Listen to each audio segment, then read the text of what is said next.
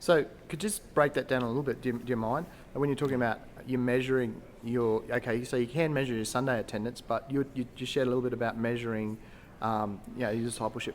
I don't want to.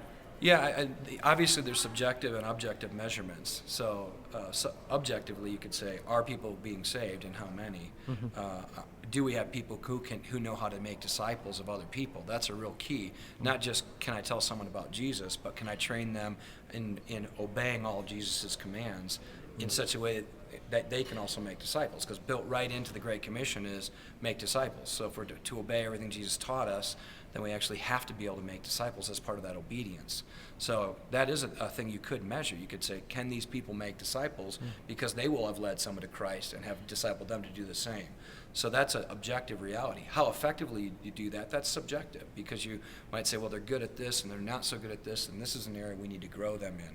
And that becomes a little bit more subjective, but you'll know, because if they're not sharing their faith and there aren't people coming to Christ and there aren't people being discipled who can disciple others in that same way, that's an objective measurement that you can have. Thanks, Jeff. That's really great. Okay. Thanks for sharing that with us. You're welcome.